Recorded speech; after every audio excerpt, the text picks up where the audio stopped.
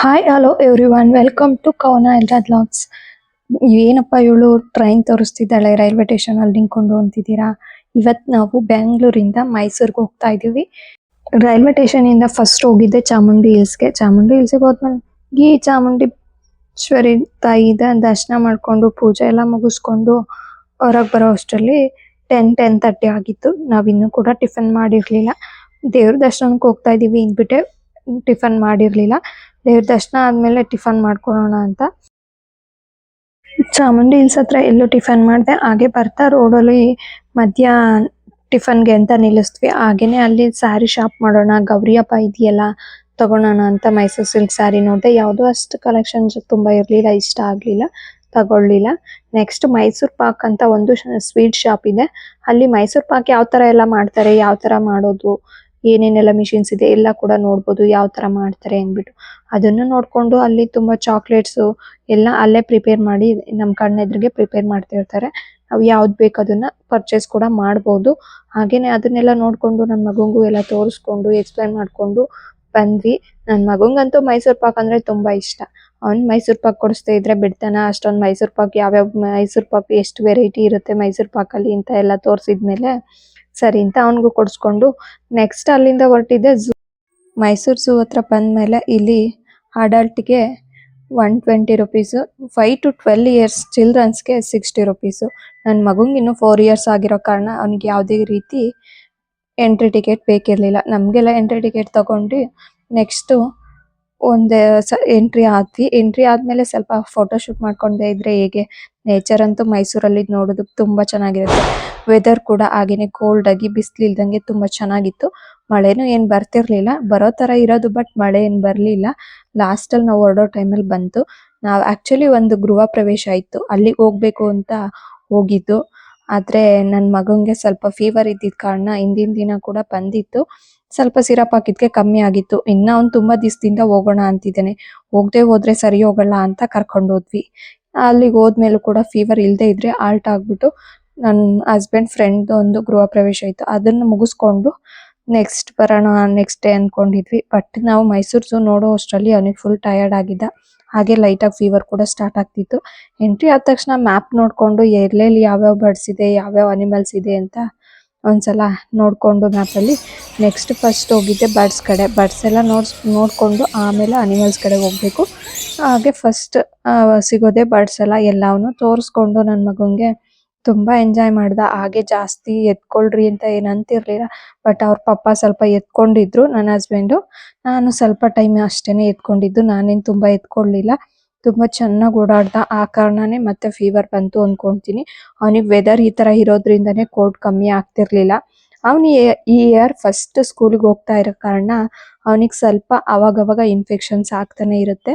Immunity ಬೂಸ್ಟ್ ಆಗ್ಬೇಕಲ್ಲ, ಅಲ್ಲಿವರೆಗೂ ಇದೇ ತರ ಅಂತ ಹೇಳ್ತಿರ್ತಾರೆ. ನಾನು ಕೂಡ ಹಾಸ್ಪಿಟಲ್ಗೆ ತೋರಿಸ್ತೀನಲ್ಲ, ಅಲ್ಲೂ ಕೂಡ ಡಾಕ್ಟರ್ ಕೇಳ್ತಿರ್ತೀನಿ ಯಾಕೆ ಯಾವಾಗ್ಲೂ ಅವನಿಗೆ ಈ ತರ ಹೆಲ್ತ್ ಇಶ್ಯೂಸ್ ಆಗ್ತಿರುತ್ತೆ ಅಂತ. ಅವ್ರು ಅದೇ ಕಾರಣ ಹೇಳಿರೋದು. ನಮ್ಮ ಮಗನ ಜೊತೆ ನೀವು ಕೂಡ ಮೈಸೂರು ಝೂ ನೋಡ್ಕೊಂಡು ಎಂಜಾಯ್ ಮಾಡಿ.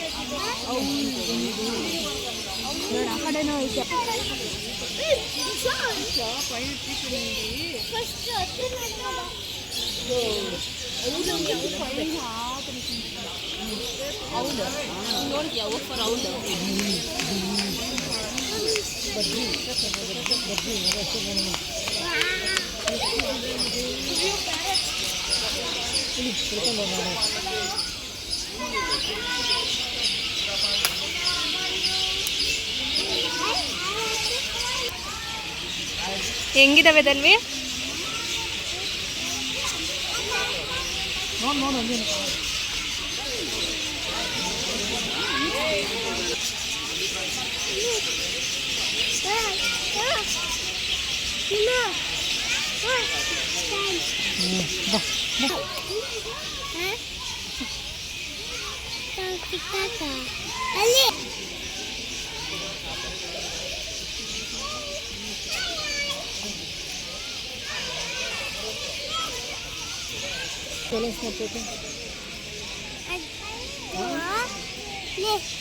చల్లమ్మ ఇది క్రీమ్ క్రీమ్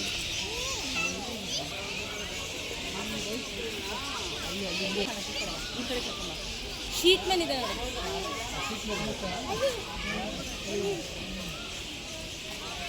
ಬಿಟ್ಬಿಡು ಅವಳನ್ನ ಒಳಗೆ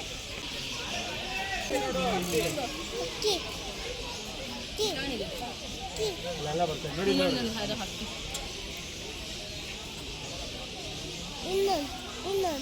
ಬಾ ಸಾಕು ಬಾ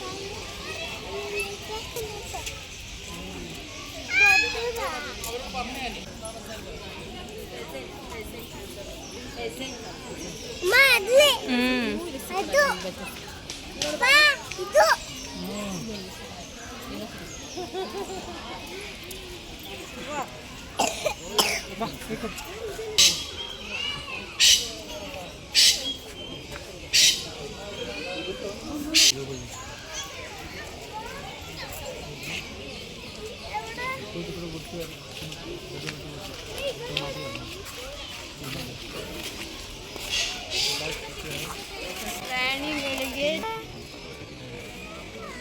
ಅಲ್ಲಿ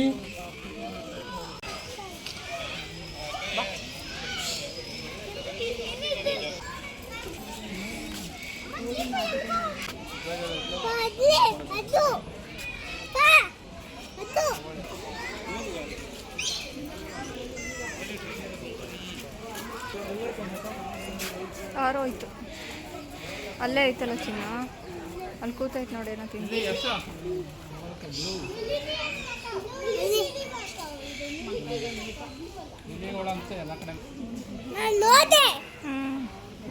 ನೋಡಿದೆ ಹಾಂ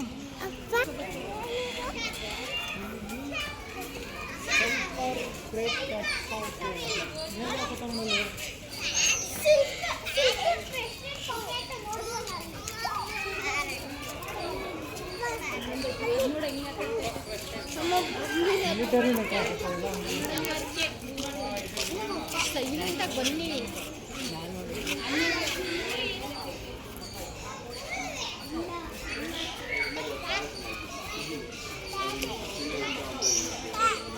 ಬರ್ಡ್ಸ್ ನೋಡಿದ್ದು ಮುಗೀತು. ನೆಕ್ಸ್ಟ್ ಅನಿಮಲ್ಸ್ ನೋಡೋಣ. ಇನ್ನೂ ಯಾರೆಲ್ಲ ನನ್ನ ಚಾನಲ್ನ ಸಬ್ಸ್ಕ್ರೈಬ್ ಮಾಡಿಲ್ಲ ಸಬ್ಸ್ಕ್ರೈಬ್ ಮಾಡ್ಕೊಳ್ಳಿ. ನೆಕ್ಸ್ಟ್ ಪಾರ್ಟ್ 2 ಕಂಟಿನ್ಯೂ ಮಾಡ್ತೀನಿ. Thank you.